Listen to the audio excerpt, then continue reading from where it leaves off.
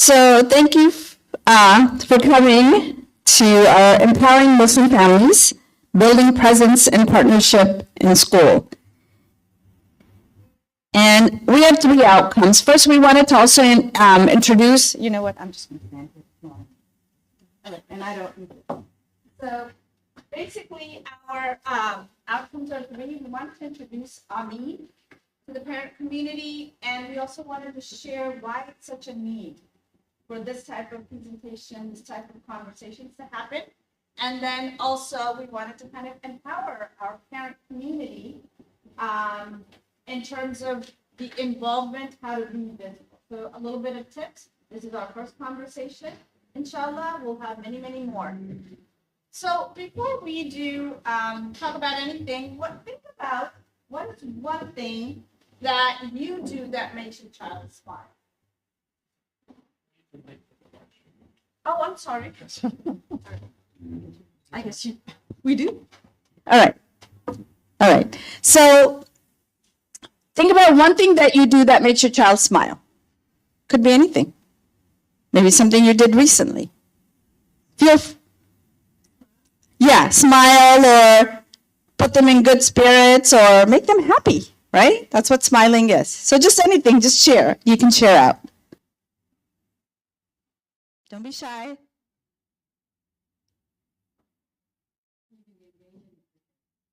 Okay. How do you do that?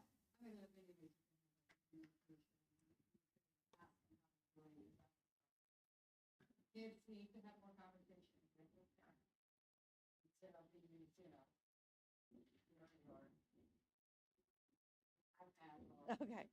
So having conversations, being engaged, they are the focus, right? Excellent. Anything else? Can we have one from the brother's side, since we have the sister's side? Playing with the kids. Okay. Anything else? So, and both of those are so important. The conversations are even more important to know what they're thinking about. Who are they friends with? What are their activities? What are their interests? Okay? So thank you for sharing that. So AMEEN, I don't know if any of you were present when we launched it in October 2024, right? Or 23? 23, sorry, I think 23. 2024. Okay. So basically, we are American Muslim Educator Empowerment Network. And we want to call it network because we want to make sure our community members, our parents are also part of it, because we're all stakeholders in the education of our children, right? All of us are. So that was one of the reasons why we wanted to call it a network. And we're educators in that we're professional educators, but we didn't want to put the P in there because we just thought this kind of just lent itself to the acronym AMEEN, and it is truly an acronym. So that was one of the reasons, and one of the reasons for creating, and we'll talk about this in just a moment because we do want to introduce you. So basically our vision is we want to create inclusive, respectful learning environments where Muslim students, educators, parents, and communities can thrive and achieve their full potential like any other, United States American, as they're considered. So beyond the classroom, we bridge cultural divides, foster dialogue, build lasting connections to celebrate diversity and promote understanding. So it's all of us coming together, understanding where we are and how do we move forward. How do we become visible as a Muslim parent, community, stakeholder, educator? It involves all of us.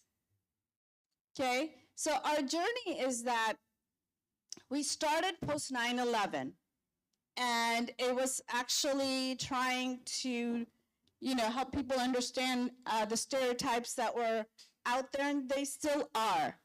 And the urgency was just to create some kind of content to help non-Muslim educators and school staff understand who their Muslim students are that are sitting in the back of their classes or sitting in their classes.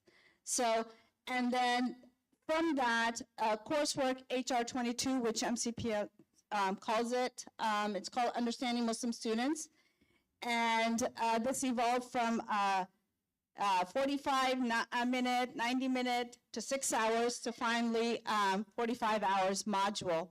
This was actually recognized by the state of Maryland, so it gets renewed every 6 years. So teachers who take this can go up a ladder. They get 3 CPD credits, which is a lot. So, and then just this year, there's a pilot happening at Blake High School near us, and students who are in 11th and 12th grade can take Global Muslim Experiences to get, half a credit towards, they get it as an elective and towards graduation. So we made some strides, and then finally we came together as an organization called AMEEN. So this is our journey. So it's been about 20-some years, but alhamdulillah, we're here, and now we need our community support, our parents to be part of this so we can continue to make movements like we've been making. It's been a little slow because we're a small group, but now inshallah we're hoping the more we reach out, the more we become visible. Hopefully the momentum will continue and will pick up pace, inshallah. Assalamu alaikum, everybody. Come on in. Thank you for joining us. It's wonderful to have our students here. Hopefully we'll hear some things if we get a chance to see what their experiences are. So that was our vision. Our mission basically is in 3 categories: education and curriculum, development, advocacy, and then community outreach. So I'm just going to read that to you quickly in case some of you who are in the back are not able to see. For the education and curriculum development part, we provide educational resources and opportunities through research, workshops, and community events to foster continuous learning. We aim to highlight diverse narratives, ensuring Muslim students feel representative. And that is very important because we don't have one narrative. We're over 140 countries in the world.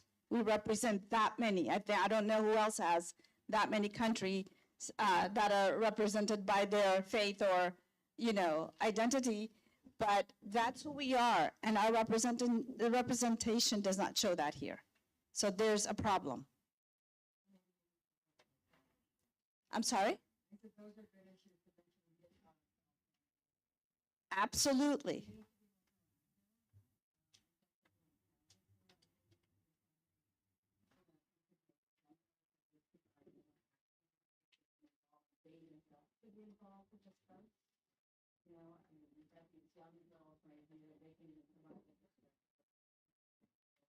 Absolutely, and we do need everybody's help. We can't do this alone. Thank you for that, sister. So advocacy, AMEEN provides positive representation in education, ensuring Muslim voices are reflected in classrooms and curricula, and inspiring identity, acceptance, and unity. And this is where we do have student advocates in the school system who are, and we'll show you a video by just a small group of students who've done this work. So the more we advocate for ourselves, the more our students see the community advocating, being part, being visible. I think it's going to help build that confidence and the security in terms of their identity and faith. And then community outreach, obviously as a strong voice for the Muslim community, we engage in advocacy initiatives and promote understanding among diverse communities. So a lot of it overlaps as well. But we know these are 3 main areas that we want to focus on, and inshallah, with Allah's help, we will keep going. And we just wanted to share some teacher voices in terms of what we gathered when we were collecting some narratives from teachers. And I'm just going to read only a couple because there's a lot there. Some teachers said we play a crucial role in shaping the next generation, which is the truth, right? Teachers do have, they play an important role raising awareness about Muslims, empowering and supporting, advocating for the needs and rights of Muslim students and families. And right now we talk about MCPS because that's where we are. And most of us who are on the AMEEN team are MCPS educators. And then we really want to make an impact in the way Muslims are seen in society today. And that's all I'm going to say about today. All right, so just very quickly, my name is Farhana Shah, and I've been in the MCPS school system for about 22, 23 years. And I've had a journey from elementary school to high school to now I'm in central office as an instructional specialist.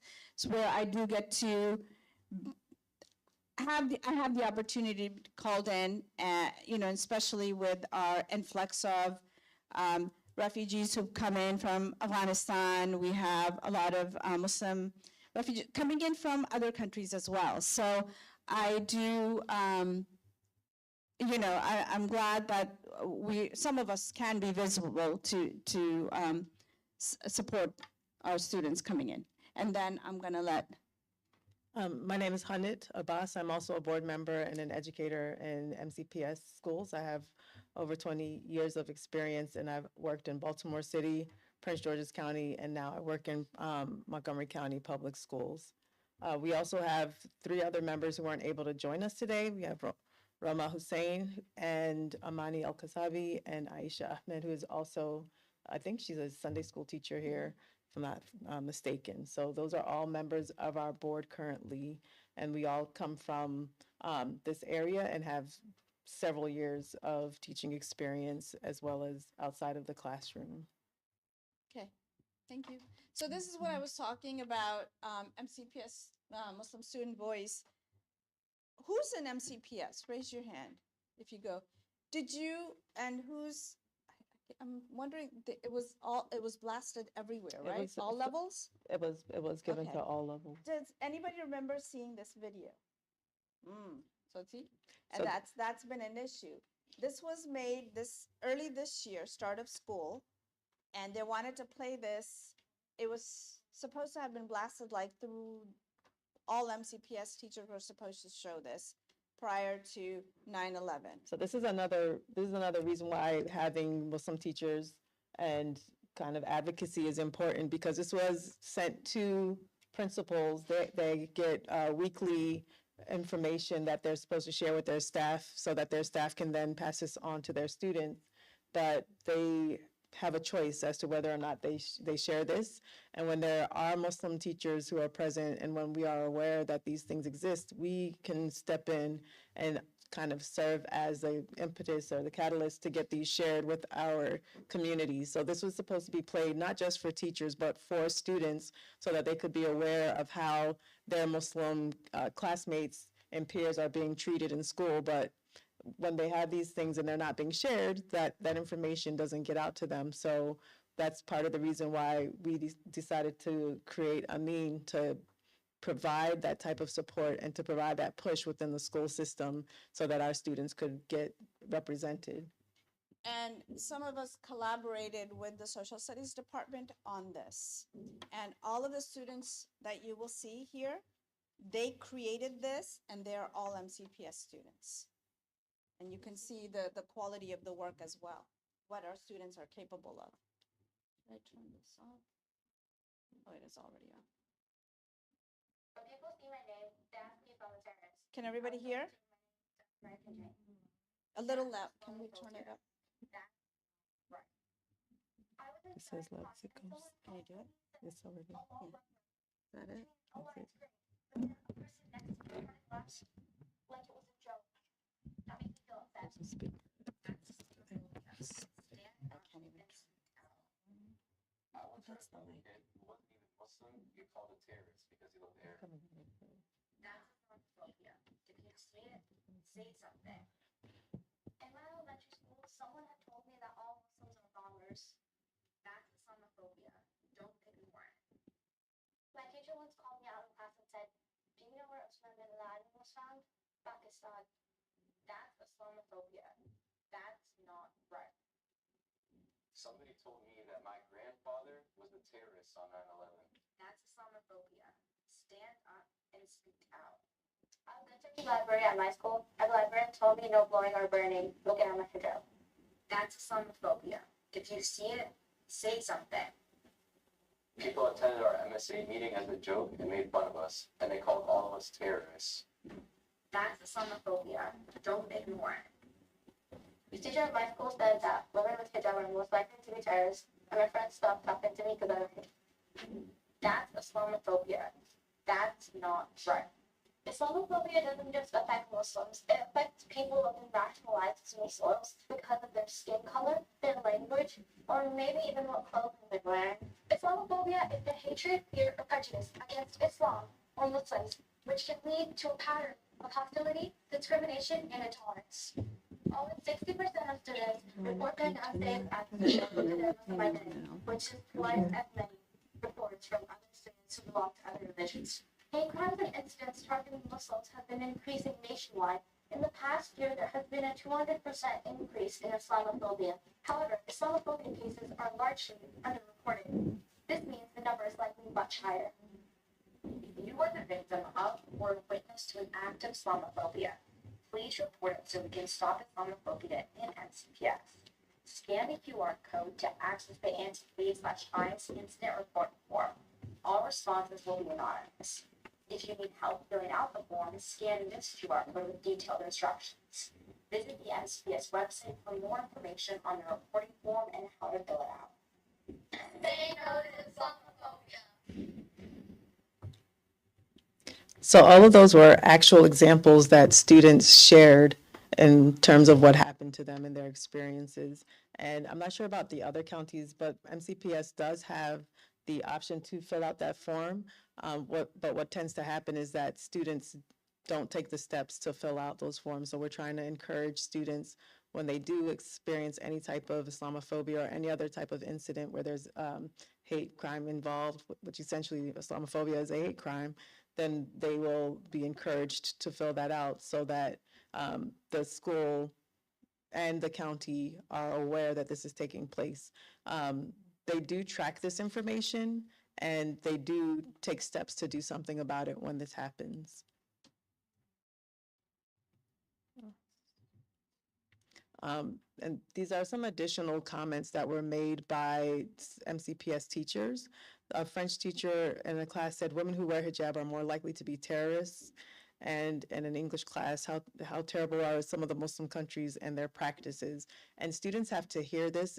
And as we all know, our teachers are supposed to be leaders in the classroom when we are during the school year. That's 10 months out of the year for 7 hours of your waking moments that you are with these teachers. So when you are experiencing this and when you know that the teacher feels this way about you based off of something, for us as Muslims, it's not something that we can control or something that we really feel like we can change.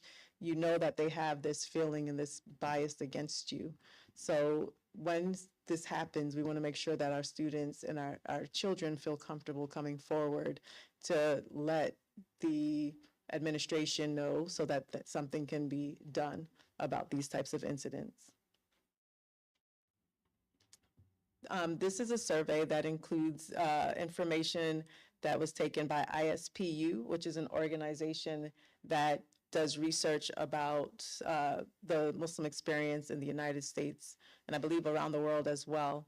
I'm not sure if you could see the information, but I'll read it to you. Bullying by students. Students were bullied by other students. 48% of the students who were surveyed in this said that they were bullied by other students. The students said that they experienced online bullying at 31%, and then in-school bullying there were 64% of the students who surveyed said that they experienced in-school bullying. And then in terms of bias and bigotry, 42% of the students who responded said that they were bullied by adults. And this could be any adult in terms of their experiences that they've had. Unfair or inaccurate teaching about Islam was experienced by 20% of the students who responded. And then 56% of the students who responded said that they were feeling unsafe uncomfortable or unwelcome. And then if you look in the middle, a lot of the males said that they were called either a bomber or a terrorist. And then some of the female students had experiences where they had their hijab pulled or they were touched in an offensive way. And this was taken in 2021, which was, of course, 4 years ago. But for those of you who follow the news, you might know that even recently there was a group of students, 20 students, who were attacking some female students who were wearing hijab. They were mobbed and they were beat. And when we let these things continue, these are the behaviors that unfortunately result from that. So that's why it's important. Another reason, and that's a perfect example for why it's important to advocate for our students and to teach our students to advocate for themselves. I was wondering if is there anyone that wants to share anything maybe they have experience? Go ahead. Like in special school, like I was really small, you know. So back when I was like,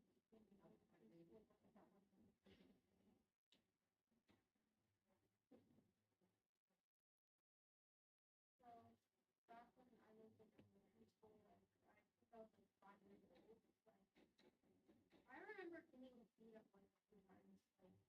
Like one time I got thrown to the ground by a kid, and then there was one tragic incident when I was on a bench and like I was getting harassed by a lot of kids. Like I was crying and screaming until they let me go, and I felt too scared to ask help, so I just hid under the bike. It was embarrassing, but I just got away from it. Did you share that with your parents? Well, I told it to my sister, but that was years ago. I was like, when it happened. It kind of goes back to the other conversation where having engagement parents being one way for kids. Talk to the kids. Sure. Speaking of All right. I don't know if you can capture that, but okay. So, speak up, so Yeah. that was really good of her. But Yeah. you can imagine with this one kid, how many other girls and guys are enjoying this. I mean, exactly. this is 2025, and 9/11, I was right in DC, and had to endure this. But I took my active participation in educating people that doesn't know about my faith, about the culture. It's on me to educate them because, yeah, you're gonna come across a typical process of bullying and stereotyping based on a hijab or based on your religion. But it, building the foundation from your household, your parents being actively involved, having that conversation with their kids, and kids having enough, self-esteem to be able to deal with it.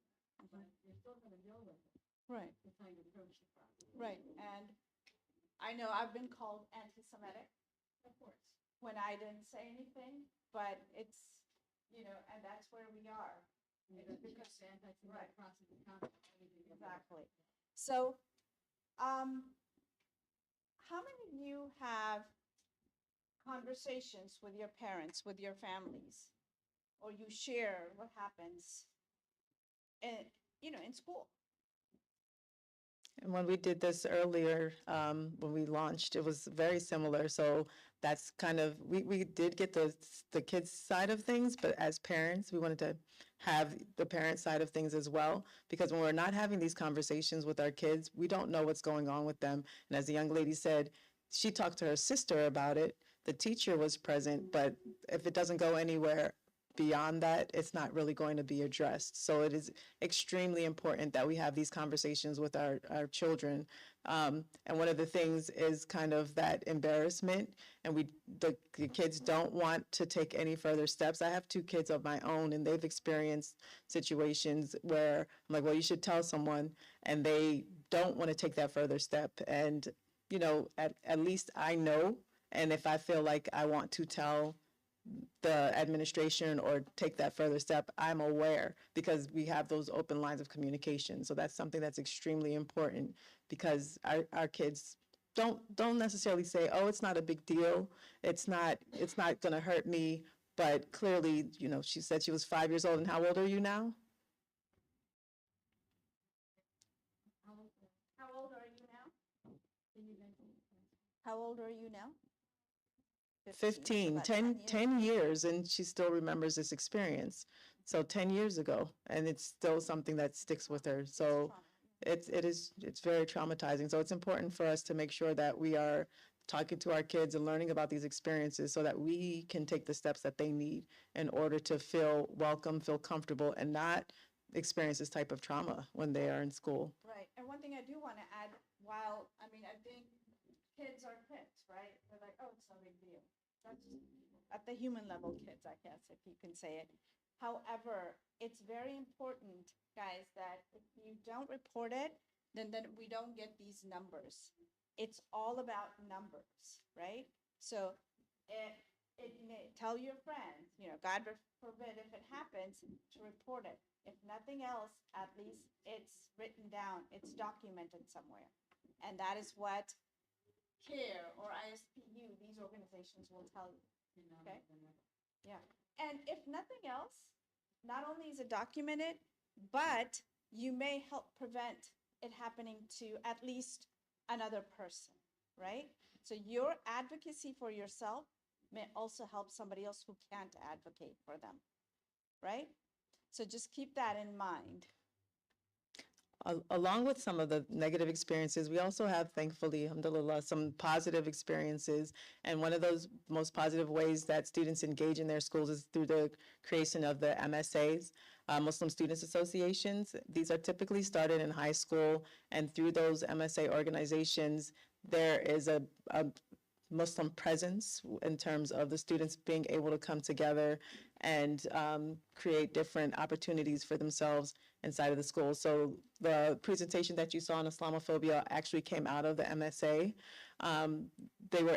Students have been able to raise awareness about Ramadan in terms of the things that students needed, providing a prayer space, providing a space for students who are not eating lunch so that they know where to go, whether it's a school library. A lot of times teachers were opening up their classrooms, and these weren't necessarily Muslim teachers, but because they were aware that their students were fasting, they opened up spaces for them to have that space.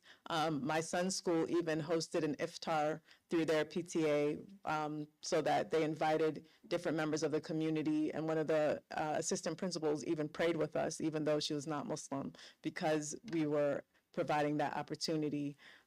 There's been able to be different types of community building taking place where the students have had outreach with other organizations, such as the South Asian Club, the North Africa, and the Middle Eastern Club to collaborate. They were able to raise money for those who are experiencing the genocide in Gaza through these organizations. They were able to have some community and school engagement as well as some advocacy through the MSA. And then it's also a great way for the students themselves to build community. There's a MIST competition that takes place every year, and MSAs are usually the ones who start that and keep that moving forward. At my students' school, my kids' school, where they went to school, their MSA is a little bit smaller. So not only were they able to participate in something like MIST, they actually partnered with other schools and were able to meet other Muslims through the MSA. So we do tend to talk about the negative things because, of course, those things are traumatizing, but we also have positive experiences as well. I just had one question. How many of you are in high school? I think that's where most MSAs are. Are you part of your MSA or, okay, no, okay. Just wondering. And so we also had the first MCPS Equity Symposium in which we introduced the Understanding Your Muslim Students class. We just had to give a snippet of it, and then we actually decided to include a student panel on there. And one of the girls was on that video who also came, and these students actually shared their experiences and just answered questions these teachers had. And that's always the highlight because teachers want to hear from actual students. And so this is another way for our students to become visible. And I'm actually interning for this Understanding the Muslim Students course right now in order to, inshallah, be able to teach it this summer.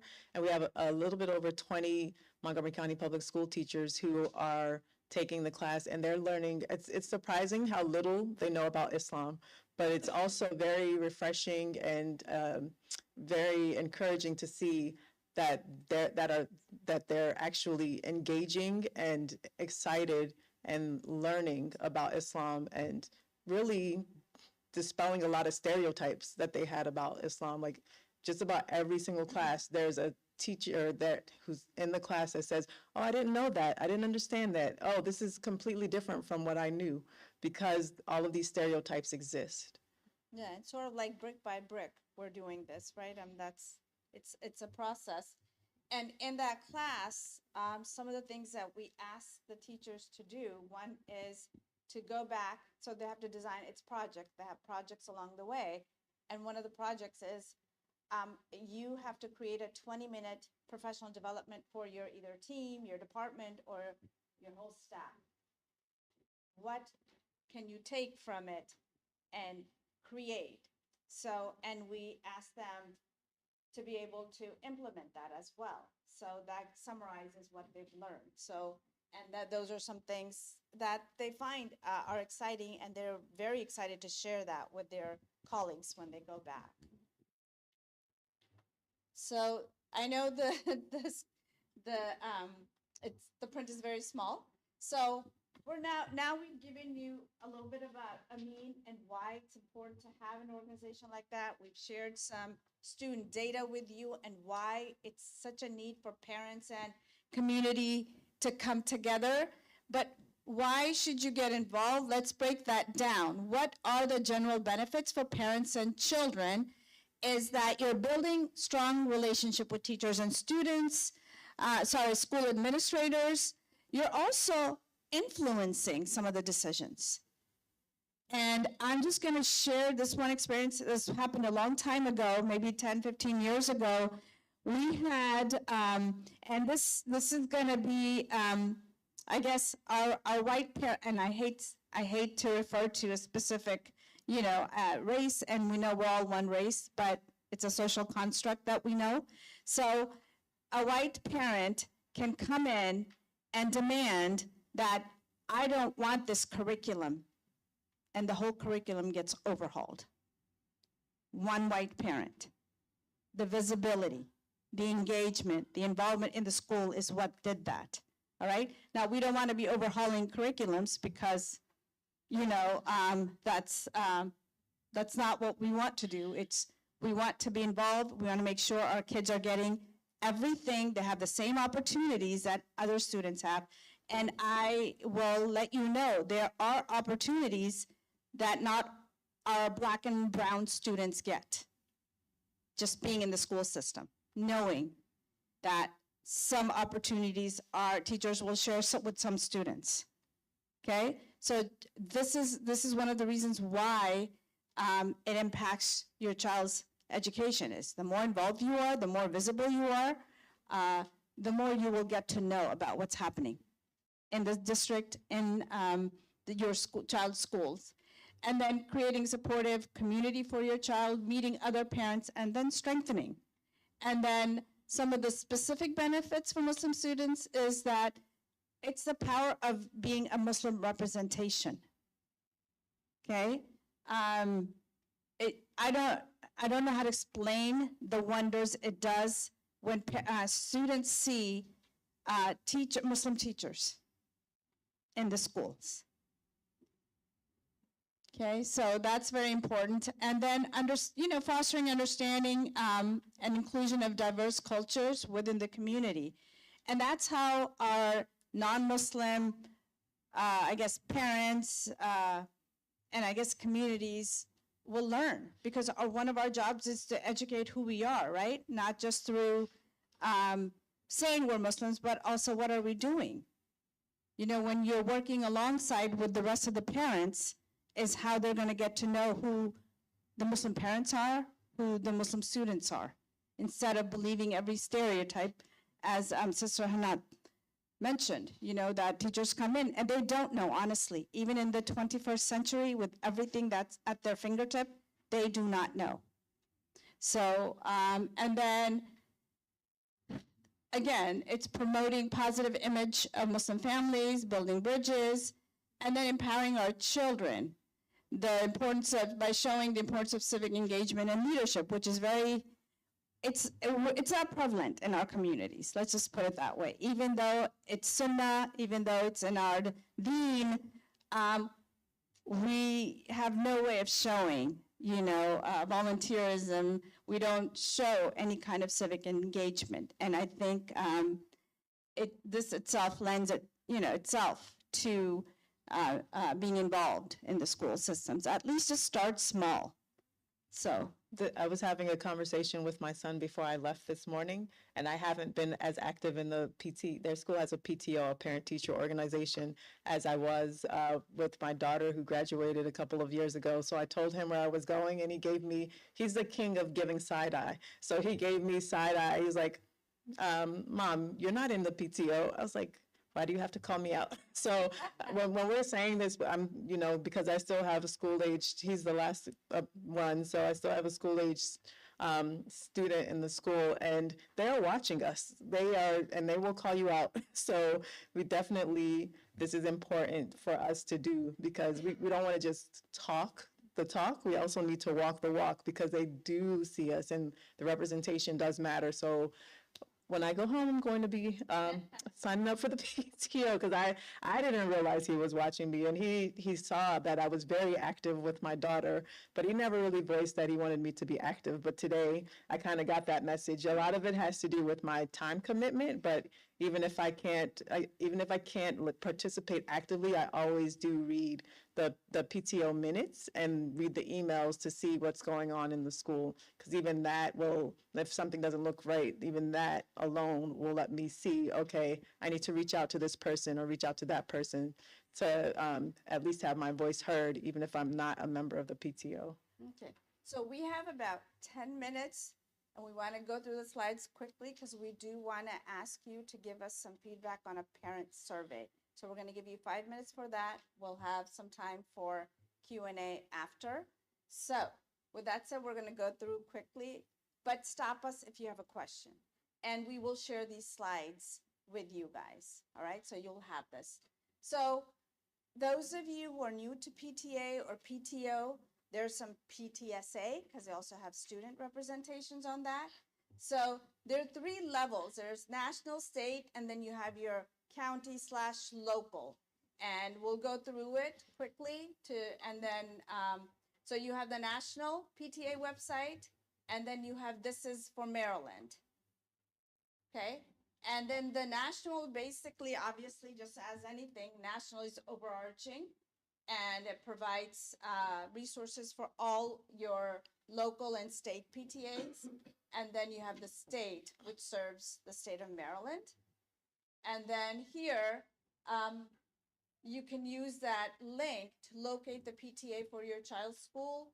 And then obviously, I mean, at this point, I would think almost at the end of the year, you probably have received a lot of notifications, and maybe hopefully some of you at least have paid the $10 or $15 membership fee to support them, if nothing else. So once you find that, it's always good to just reach out and say, hey, even for next year. I wasn't able to get involved this year, but I'd love to get involved next year. Go to the first PTA meeting. I think they're just meeting throughout. I think some schools meet more than others. And this is one way, the more involved you are, the more resources the school gets as well. Because that's how they fund some things in the schools, some of the events. That's why you hear about some schools doing so much more, so much their landscape, outside, it just looks really nice. It's because of the PTA. And another important thing is that the school won't listen as much to the students. They won't listen as much to the teachers, but once you get that parent voice involved, they will listen to the parents, that the parents are the authority of the school, believe it or not. They think that teachers have a lot of authority, but the buck stops with the teacher, as they say. Yeah. I mean, the parents, rather. Yeah, we don't, there's no leverage here, okay. And then here are your local PTA levels. We just put most of the counties that I think may be represented here. And again, we'll share this so you'll have the links to click on. So, and obviously, step 3, we kind of broke it down by steps: attending meetings, introducing yourself, asking about membership requirements, upcoming events, and I'm sure there's newsletters that go out. So if nothing else, membership and just letting them know you're there, here to support them. Volunteering for events. Again, if you're going to teach your children about civic engagement or volunteerism, guess where it starts? With you, right? So again, I don't need to explain, just basically, you know, volunteering, bringing in things, giving your input, and just being visible. If you do nothing, just go in to an event that's happening, introduce yourself, and, you know, find out who the president is or who the board is of the PTA, and just get to know them and let them know who you are, whose father you are, whose mother you are. It makes a huge difference. Taking on leadership roles on the PTA. I did that when my son started kindergarten. I started going in. I was already a teacher at that time, so I started going in the first day of Ramadan, and you know, and talking about. I never talked about Islam because to me that doesn't. They don't really care about Islam, but they do care about Imran, who's my son, who's a Muslim. So I would always come from that, his identity, who he is, and every year, you know, I started adding things, and I remember him getting into middle school, and his teachers would always write to me, especially his social studies teachers, when they got to Islam unit or the religious unit. She would say, I'm so glad to have Imran in my class, because I know I look at him to make sure I'm saying correct things, you know. He would always correct her, you know, in a nice way, but he would. That's what we want to teach our kids, is so they can advocate and be the advocates for others. And then just, you know, be on the board. Some of the issues that can prevent us from engaging are posted here. So language sometimes can be a hindrance for us participating, but the county has a lot of, at least Montgomery County has a lot of tools and resources. And if push comes to shove, we could always use Google Translate. But I know that texting and emailing and phone call services that they use in the county before our Remind, which is what they're currently using. It will actually take what's written in English and then translate it into a variety of languages. And then in the past, they used talking points. I know my sister teaches in Prince George's County, and she's been using talking points with her parents who are not native English speakers. So language, even though it can be an obstacle, it does not have to be, because there are so many resources available now. The other is time.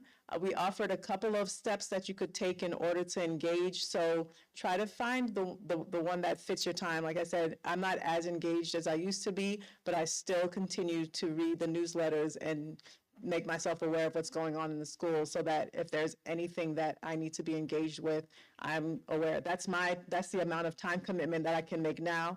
And then inshallah next year, apparently, I have to make myself more available and try to start attending these PTO meetings so that my son can see that I am engaged. And then cultural differences. Culture should not prevent us from taking part. It's actually the way that we are going to get them to better understand who we are as Muslims. And then with our variety of backgrounds, over 140 countries represented, it's also going to give us an opportunity to share that aspect of our cultures with them. So we should never use that as a hindrance or an obstacle for us as we're trying to engage, because the more they know about us as Muslims and about our backgrounds, the easier it'll be for our students to engage, and for us to engage, and for them to engage with us in a more meaningful, respectful way, so that our kids feel welcome and heard and represented. So this is just a summary, once again, of how to be visible and involved. I'm going to kind of scoot past this for the sake of time. I just want to take 1 minute, though, to ask the parents or the adults in the room, if you could just share one way you're involved in your child or children's school or education. So just a suggestion, and this is how I chose to engage and educate the school about Ikra Ramadan and what it is to practice it. We have a mystery reader series at the school where a parent can come in and just do a, reading. So I chose the book on Ramadan. I said I wanted to come in and do this session with the class.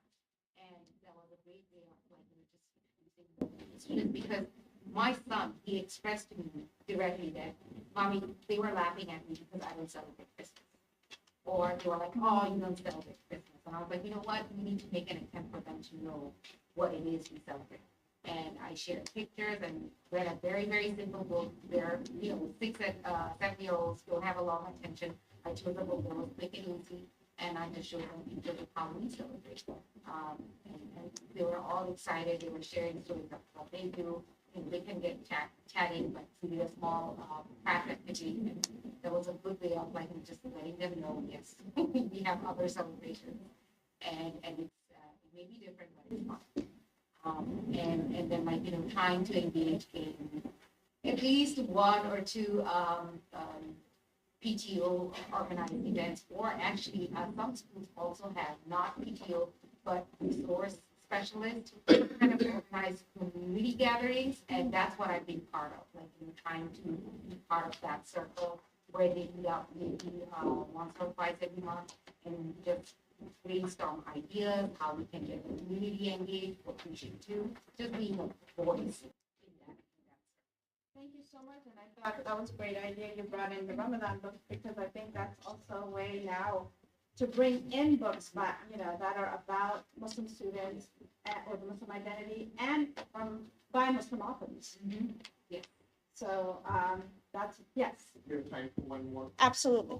So we did something similar. My wife and I made sure to attend events at the school, performances when our daughter was performing on stage during an event. And also, my wife did the same thing. She took,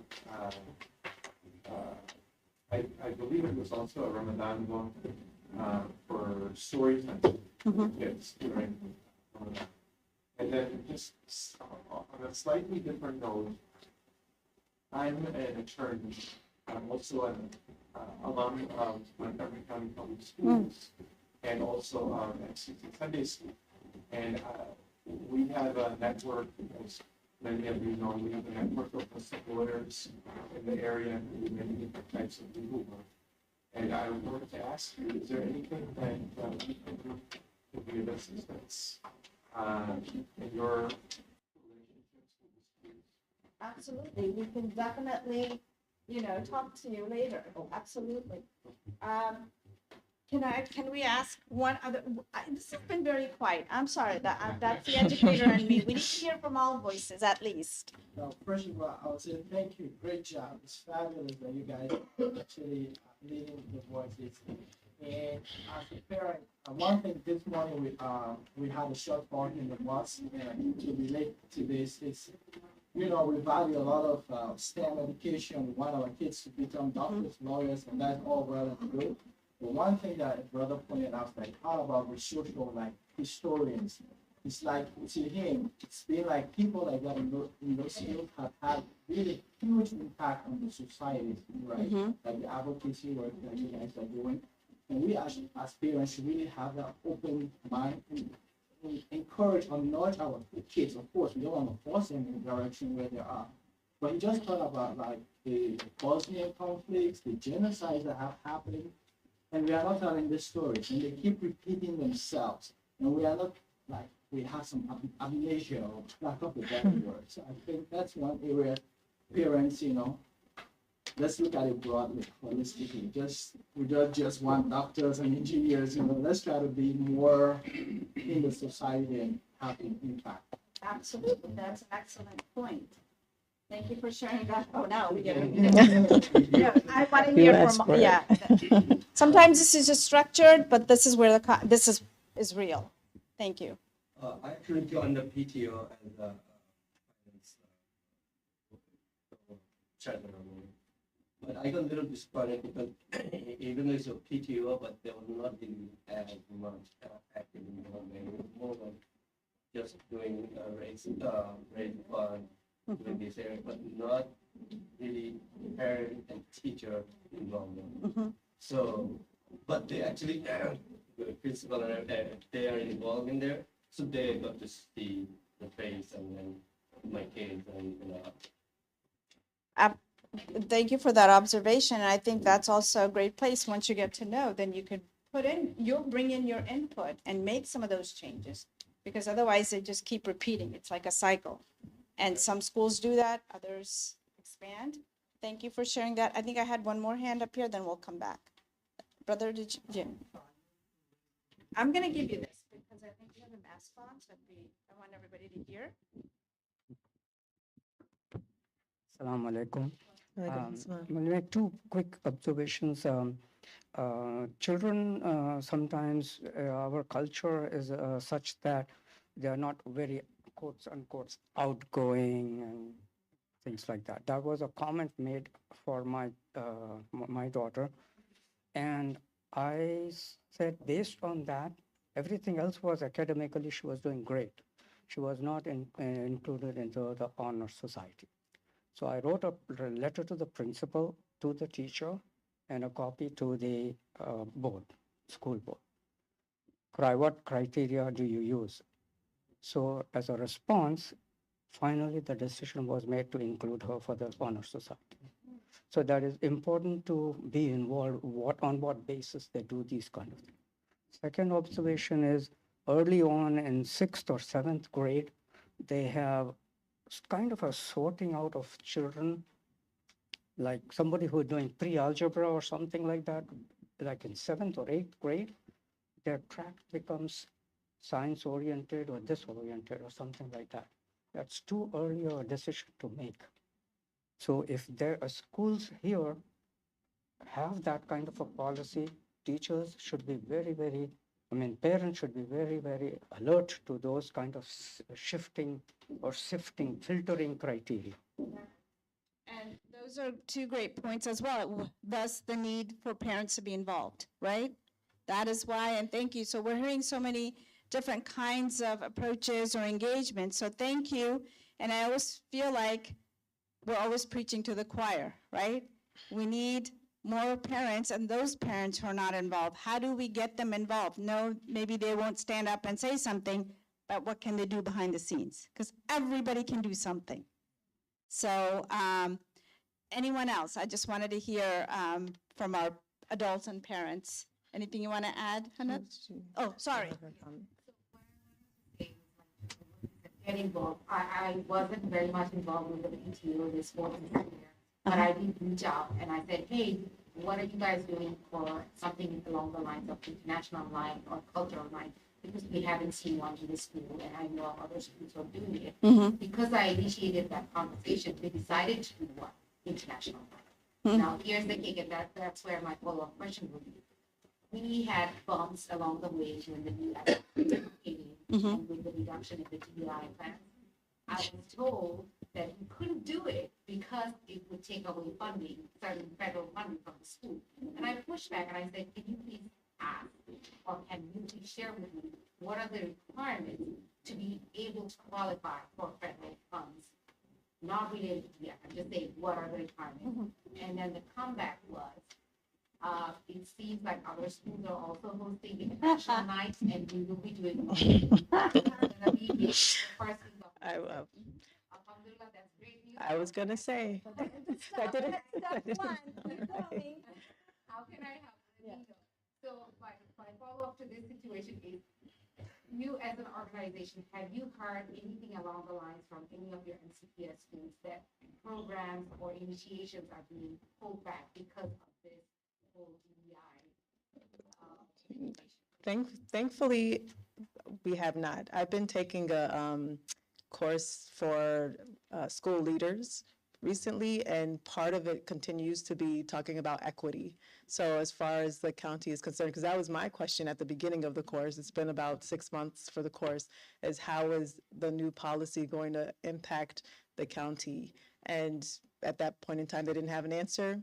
all through the course, we've been talking about equity, and alhamdulillah, it hasn't really impacted in any way. So I was gonna like, let me talk to you afterwards and figure out what school that is, because that's not true. Say, and a lot of it, PTA is doing it, don't they? The PTA funds it, and they run it based off of parents. Twice a year.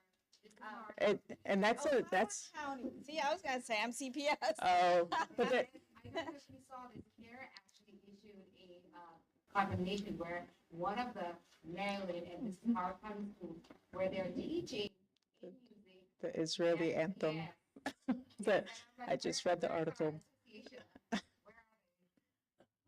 you have, and I will provide recommendations for anyone in our county teacher, and I will encourage them to join you guys. So I think Absolutely, I think we need numbers. We're only a few of us, but we're still, moving forward because the work has to be done. If parents want to be involved, it doesn't matter. Educator, if you're an educator, you're an educator. You're not, a classroom teacher is different from being an educator, right? We're all supposed to be educators. So, well, that's interesting to hear. I was like, wait, what school, where? Now we know. So, thank you for sharing that. That's amazing that we do have, and we know that we have parents, but not enough. Only a handful. So just very quickly, we wanted to point out, especially to our students here, that council or CARE is a place you always want to document. They're gathering numbers, and that's how their work gets done. It's because we are also engaged with them. And if you're an MCPS, and if you remember early on when Gaza happened, there were a couple of teachers in MCPS who were put on leave because they had from the river to the sea in their signature line, or they wore something, and they contacted CARE, won the case, were reinstated back, not in the same school, but they got their jobs back, their roles back.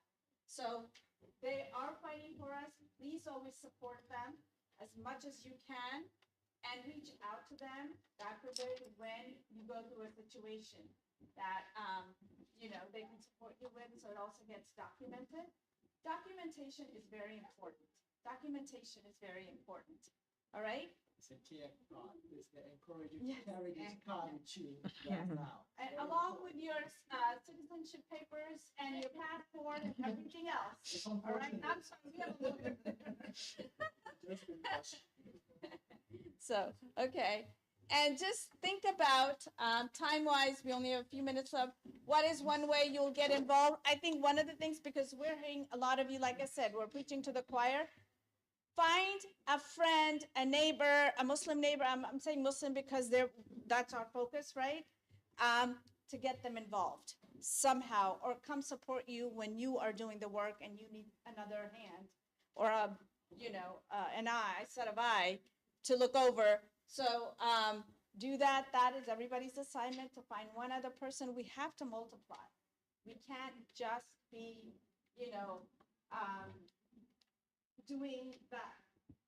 one person doing 10 things. All right. So, and with that said, I'm going to let you. So Farhana keeps on talking about the statistics, the information in terms of the numbers. The numbers are important. One of the main things that we heard when we approached the county is we don't know that this is a problem. And part of that is because we don't report this information. When we don't have any information to put forward in terms of statistics, because numbers are important and data, we can't really speak. Everything is anecdotal, and everyone has a story. Until you can put that story into quantifiable numbers and have an accurate count of what is happening, it really doesn't matter. So one of the things that we have been pushing is trying to get parent, student, and educator voice to tell us about the things that have been happening and your experiences in the county. So we have this parent survey. I kind of want you all to guess how many parents have filled this out. How many parents do you think have filled this out for us? 2%. Not zero. Thankfully, it's not that sad, but it's still sad. It's leaning So as of last night, when I looked at this, there were 5 parents who filled out our survey, and we created this about a year ago. So we really have been trying to push to get these numbers, because without that, we can't go to the county and say, yeah, our 5 parents said that their students had their hijab pulled, or our 5 students said that a teacher said something. I mean, we can, but when we see that there's a pattern of it, and that it's really a bigger issue than these anecdotes that we might hear here and there, it really makes a bigger impact. So we have the QR code, and we also have the bit.ly. If you could please take the QR code or copy down the bit.ly and share it with your other Muslim families, we would greatly appreciate it, so our numbers can double. Even doubling would be great. And that's so important. And when we talk about numbers, one thing I want to share, it was one of the W schools where we had our Jewish community, our Jewish parents, or was it but the Jewish community, sorry, I can't remember who it was done by, but the school actually had something on, Judaism and just understanding, whereas our students did not get that opportunity. So why is it? It's about the numbers. You need to be proactive. We right? need to be proactive. Mm-hmm. No. Yeah. Yeah.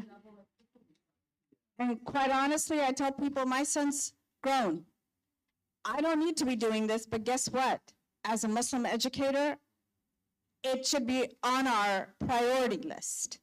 All of us. It doesn't matter if you have children or not, because it is about our children, the next generation. If we truly want to have grounding, in this country. Because we're paying taxes, we're volunteering, we're doing everything, our civic duties. Why don't we have the same opportunity, right? So that is what we are fighting for, which is our right, our children's rights, because our kids, more than 60, I would say 60% of our Muslim kids are born here, right? Why aren't we getting the same opportunities? Because we're not voicing it. We're not there. We're waiting for Allah to come down and do it for us. And he's always said, nope, it's on you.